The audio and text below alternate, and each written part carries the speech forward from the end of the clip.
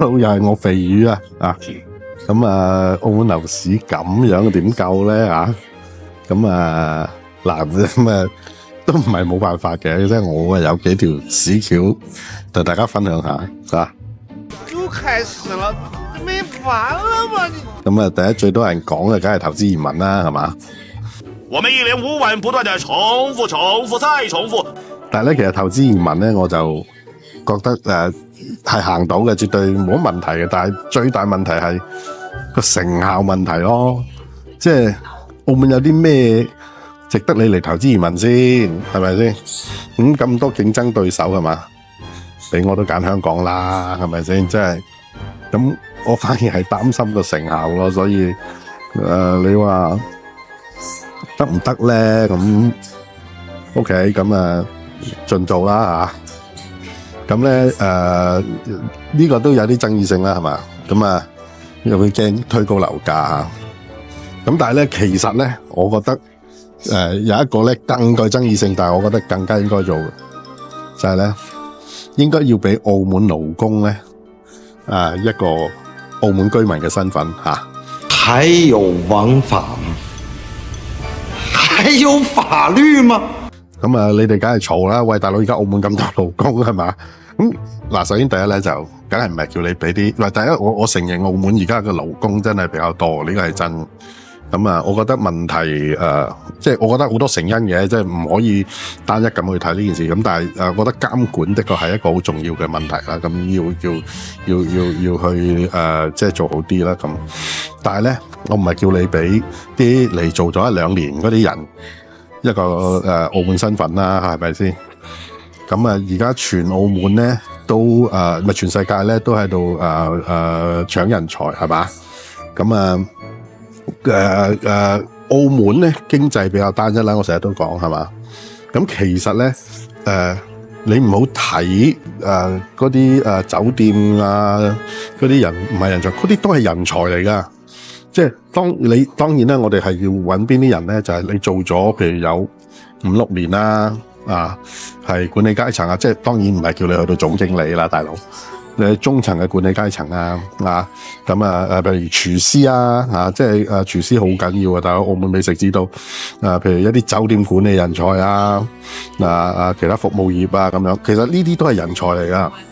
咁如果我哋唔去搶呢啲人才咧，咁第時日本又話開島，泰國又話開島，杜拜又話開島，咁呢啲人去晒嗰啲地方咁樣係嘛？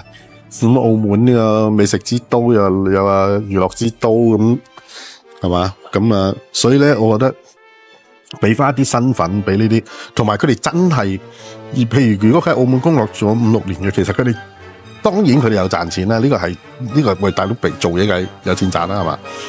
咁但係佢哋真係為澳門經濟付出過噶嘛？啱唔啱啊？謝謝你啊！咁你哋成日話佢又唔留澳消費，話俾我去大陸啦，係咪先？咁但係你如果俾佢澳門身份，喺澳門成家立室，享受到澳門嘅教育澳門嘅醫療，點解佢唔留翻澳門買樓咧？係咪先？所以我覺得呢個係好值得俾佢哋嘅，我覺得亦都係一個好好嘅方法。我知爭議性好大，但係我覺得係好應該嘅。OK。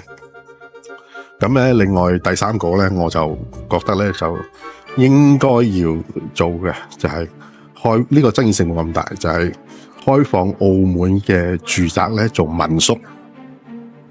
咁啲人咧成日咧都話什麼非法旅館，咁其實你非法旅館你最驚都係嗰啲咁嘅鼠竊狗偷啊，嗰啲咁嘅賭場揾食嗰啲匿埋喺間屋度唔走啫，係咪先？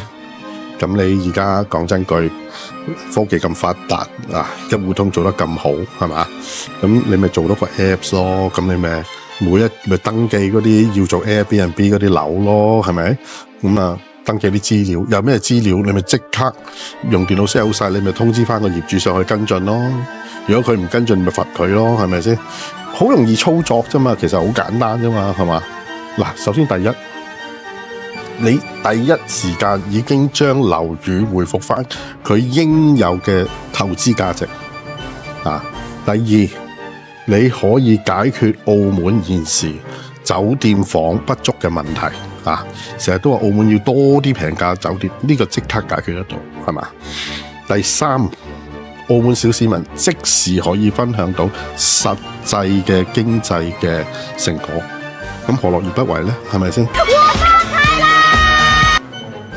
而且個成本又冇乜成本，係嘛？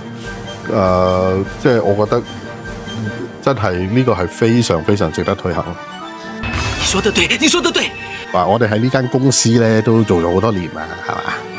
咁啊，第一任老闆咧就實行咗啲劃時代嘅規劃，我哋都開心咗好耐啦嚇。咁啊，咁代以嚟每個老闆咧都做得好好嘅嘛，都令到我哋好開心。咁咧，咁啊而家經濟又唔好啦，咁啊生意又差啦，咁。都係時候變下噶啦，老闆，揾隻晏仔啫，係咪先？幫幫手啦 ，OK， 我哋討論緊傾下 ，OK。得，怕你。